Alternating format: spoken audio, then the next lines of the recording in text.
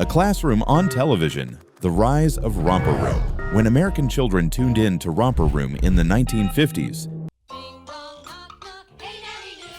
they weren't watching a typical television show. They were stepping into a classroom, or at least what looked like one. Bright colors, cheerful songs, and a kindly teacher greeted them from their living rooms. For many children, this was their first taste of school, a gentle introduction to rules, learning, and the idea of being part of a group. But behind the smiles and the sing-song voices, Romper Room was a far more complicated production. It was a television experiment that changed children's programming forever and left behind a legacy filled with untold stories, backstage drama, and revelations that would only emerge decades later. To understand how Romper Room captured the imagination of children and parents alike, and why it remains a source of both nostalgia and controversy, we must return to its origins, its explosive rise, and the way it became one of the most unusual franchises in television history. The beginning. A teacher with a vision. The story of Romper Room begins not in Hollywood, but in Baltimore, Maryland. In 1953, a former schoolteacher named Nancy Claster and her husband, Bert Claster, developed the concept for a new kind of children's program.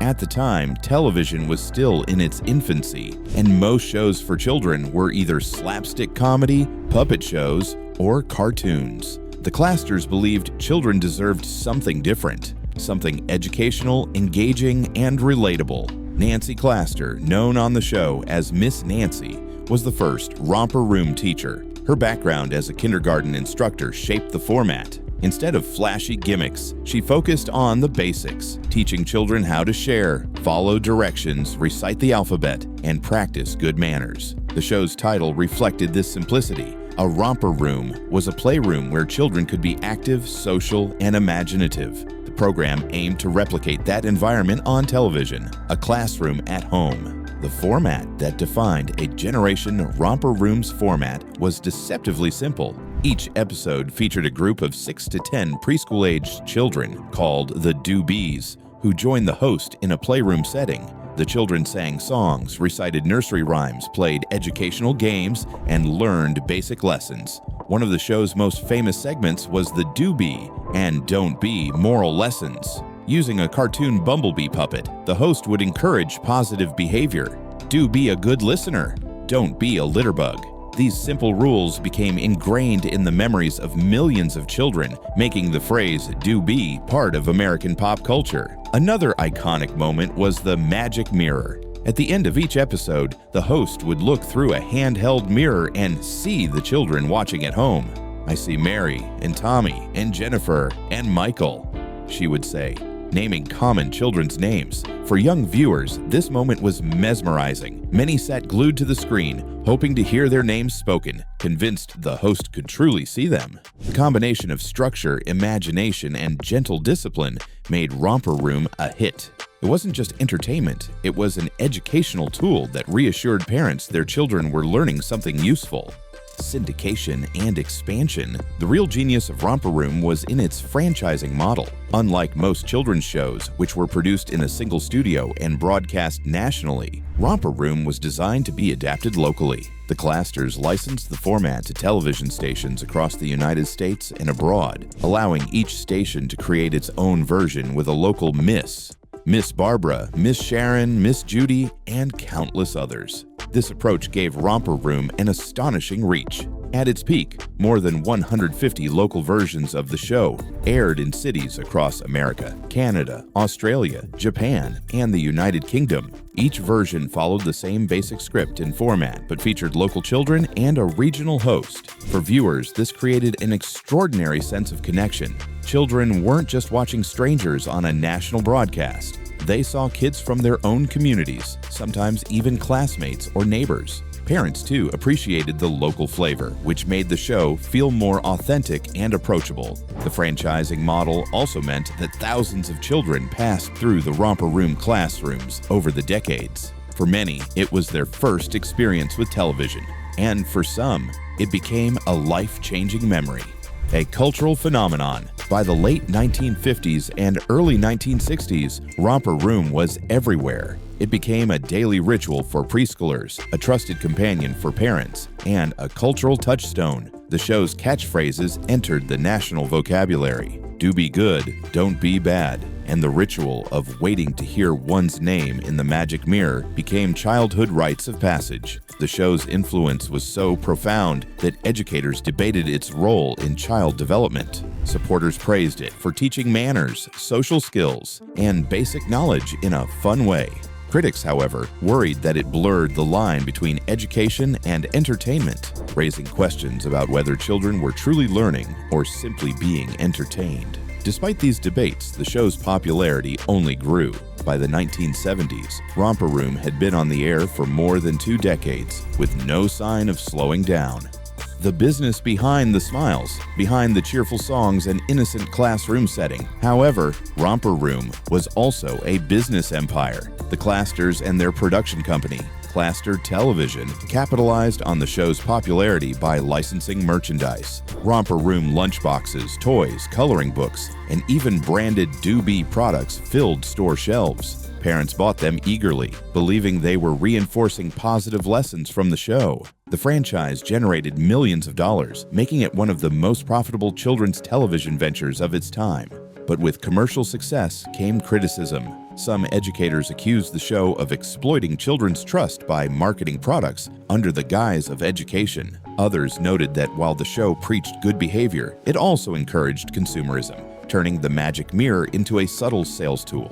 These criticisms didn't stop the expansion, but they planted seeds of doubt that would grow louder in later years. The experiences of the children. For the children who appeared on Romper Room, the experience was unforgettable, but not always in the way viewers imagined. To the audience, the children seemed carefree, playing and learning with the host. Behind the scenes, though, the set was a professional television studio with bright lights, cameras, and directors barking instructions.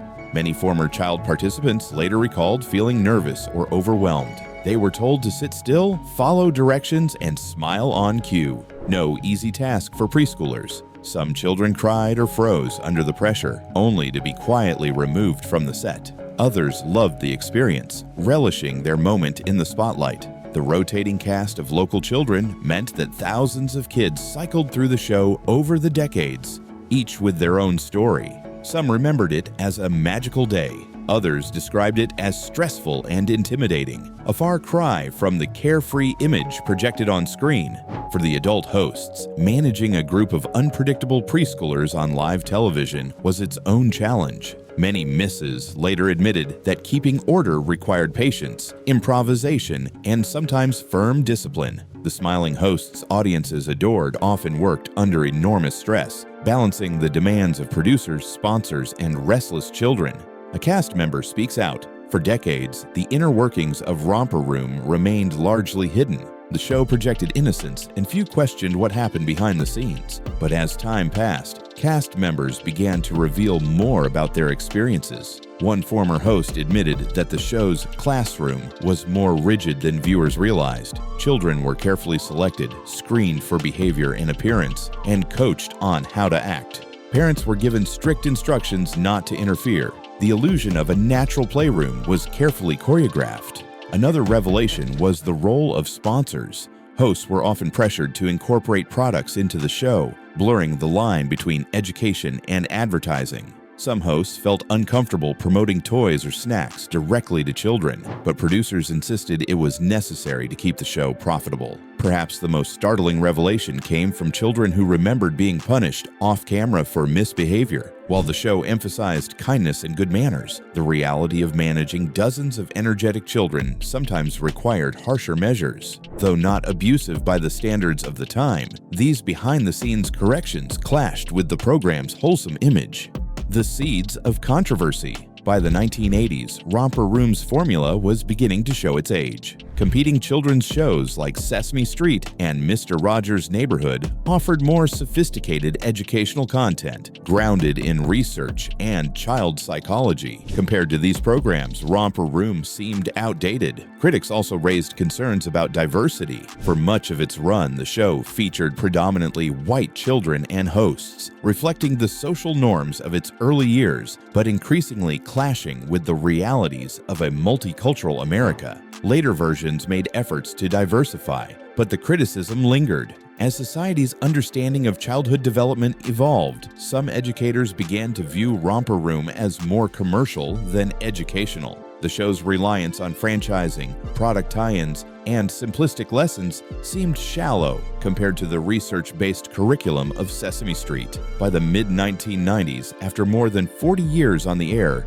Romper Room finally came to an end. For millions of viewers, its departure marked the end of an era. But for those who had been behind the scenes, the story of Romper Room was far more complex than the smiling faces suggested. Behind the curtain, the secrets they didn't want you to know. When Romper Room ended its original run in the 1990s, fans remembered it with fondness. Generations of children had grown up singing "Do Be a Doobie," staring into the magic mirror and learning lessons about kindness and respect. But nostalgia often hides uncomfortable truths. As time passed and cast members, both adult hosts and former child participants, began to speak more openly, a very different picture of the show began to emerge. Beneath the cheerful songs and smiling hosts was a carefully engineered machine, one that combined education, entertainment, and business in ways that often raised ethical questions. The classroom that looked so natural on screen was, in reality, a stage where every gesture, every smile, and even every child was tightly controlled.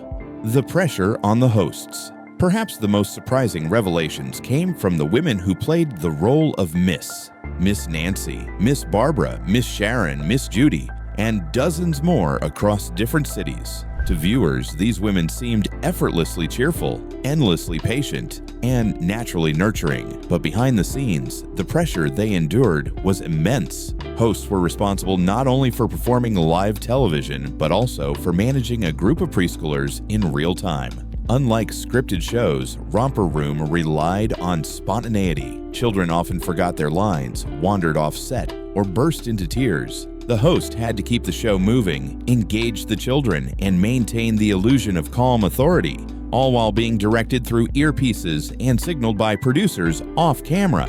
Many hosts later admitted they felt exhausted and overwhelmed. Some said the stress of live television left them emotionally drained after every episode. They were expected to smile no matter what, even when children misbehaved or technical problems derailed a segment. Several misses confessed that they cried after tapings, feeling they had failed if things didn't look perfect on air. Adding to the stress was the pressure to represent the franchise. Hosts weren't just television personalities. They were public figures in their local communities. They attended schools, parades, and charity events, always expected to be Miss in real life, endlessly patient, endlessly kind. The line between their professional identity and personal self blurred, leaving some women struggling with the weight of constant public expectation, child selection, and coaching. The children featured on Romper Room, the Do-Be kids who sat in the classroom, were not chosen at random. Former producers and participants revealed that children were screened carefully before being allowed on the show.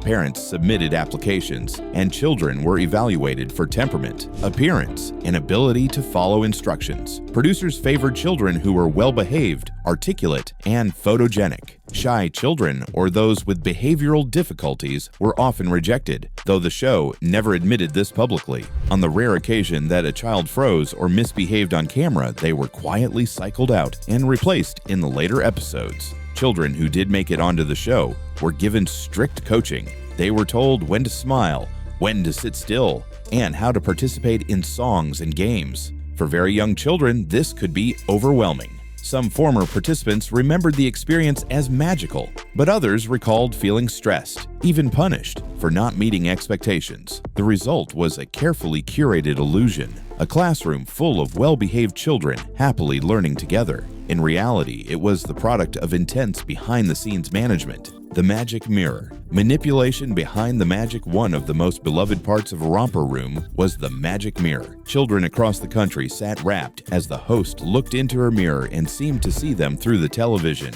"I see Johnny and Susan and Michael," she would chant, reading off a list of names. For children, hearing their name felt like a miracle, but the truth behind the magic mirror was far less magical. Hosts later revealed that the names were pre-selected from lists of common local names, or in some cases, submitted by parents through letters. There was no real magic, only a rotating list designed to maximize the chances that children at home would feel included. This wasn't inherently harmful, but some former hosts admitted feeling uncomfortable with how manipulative the segment could be. Children truly believed the hosts could see them, and some parents encouraged that belief. For years, kids begged their parents to write letters to the station, hoping their names would be read on air. When it didn't happen, some were left disappointed, even heartbroken. The magic mirror was a clever psychological tool designed to create intimacy between the show and its audience. But it also blurred the line between fantasy and reality in ways that raised ethical questions about honesty in children's programming. The hidden hand of sponsors. Like all television, Romper Room depended on money, and much of that money came from sponsors. Behind the scenes, product placement was a constant pressure. Hosts were often directed to integrate toys, snacks, or educational products into the classroom setting. One former host confessed that she was uncomfortable promoting sugary snacks during a show that claimed to teach healthy habits. Another admitted that she sometimes resisted producer instructions to feature toys she considered unsafe. Yet the producers made it clear sponsors paid the bills, and without them, the show could not continue. Parents watching at home may not have realized how deeply commercial interests shaped the program. To them, it looked like an innocent classroom.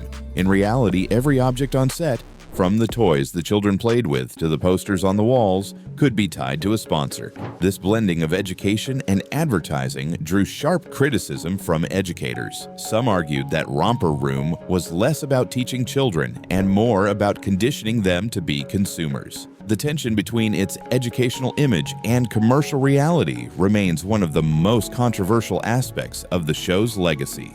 Diversity and representation. As America's demographics shifted in the 1960s and 1970s, television began to face questions about representation. Romper Room, with its dozens of local versions, became a case study in how children's media reflected or ignored social change. In many cities, early casts of children were overwhelmingly white, reflecting not only the biases of the era, but also the choices of local producers. Parents of minority children often complained that their kids were excluded from the show. By the late 1970s, some stations began making efforts to diversify the casts, including children of different races and backgrounds. But critics argued the changes were superficial and too slow. The issue extended to the hosts. Most misses were white women, typically young, attractive, and middle class in appearance. While this fit the cultural norms of the 1950s and 1960s, it became increasingly out of step with a changing America. Only a handful of stations ever hired hosts of color, and they often faced additional scrutiny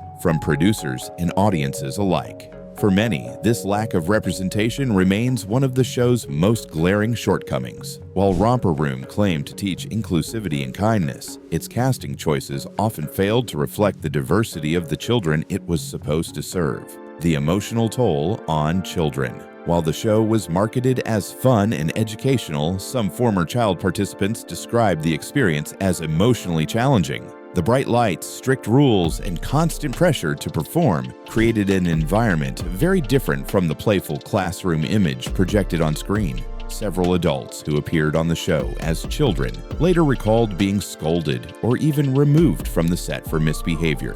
Others remembered being told not to cry, even when they were frightened. While none described outright abuse, many said the experience was intimidating rather than joyful. The long-term impact varied. Some cherished the memory as a once-in-a-lifetime adventure. Others described lingering feelings of embarrassment or anxiety. For them, Romper Room was not a magical classroom, but a stressful introduction to the world of performance and conformity. The struggle to stay relevant. By the 1980s and 1990s, Romper Room faced a new challenge: competition. Programs like Sesame Street, Mr. Rogers' Neighborhood, and later Barney and Friends offered more modern approaches to early childhood education. Backed by research and educational psychology, these shows presented inclusive casts, diverse content, and more advanced learning strategies. Compared to these, Romper Room seemed dated. Its songs and lessons, once innovative, now looked simplistic. Its franchising model, once a strength, became a weakness as local stations struggled to maintain consistent quality across versions. Parents increasingly preferred shows that reflected contemporary values of diversity, inclusivity, and evidence-based education. Sponsors shifted their support, and stations began to phase out Romper Room. By 1994, after more than 40 years on the air, the franchise quietly came to an end. A cast member's final reflection, years after the show ended, one former host spoke candidly in an interview. She described Romper Room as both a gift and a burden. It gave her the chance to touch thousands of children's lives, but it also placed her under impossible expectations. She admitted she sometimes felt like a fraud, projecting an image of perfection while struggling privately with exhaustion and doubt. She also revealed that the pressure from producers and sponsors sometimes clashed with her personal values. There were moments, she confessed, when she wondered whether the show was truly helping children or simply selling them a fantasy. Her reflections highlight the central paradox of Romper Room. It was both beloved and flawed, both educational and commercial, both magical and manipulative. For millions of children, Romper Room was a doorway into imagination, a first classroom, a first lesson in kindness, a first chance to believe the woman in the magic mirror could see them. But behind the bright colors and cheerful songs, it was also a business machine, shaped by sponsors' strict casting and the heavy pressure placed on its hosts. The Untold story reminds us that childhood television is never just about innocence. It's about the choices producers make, the image they sell, and the legacy they leave behind. Romper Room gave joy to generations, yet it also revealed how even the most beloved shows carry hidden complexities. But what do you think? Was Romper Room truly an educational gift to children, or was it a carefully packaged illusion built for profit? Share your thoughts in the comments below. And if you love discovering the hidden truths behind television's greatest legends, don't forget to hit that subscribe button. You're watching Icon Legends, where the stories you thought you knew are revealed in full.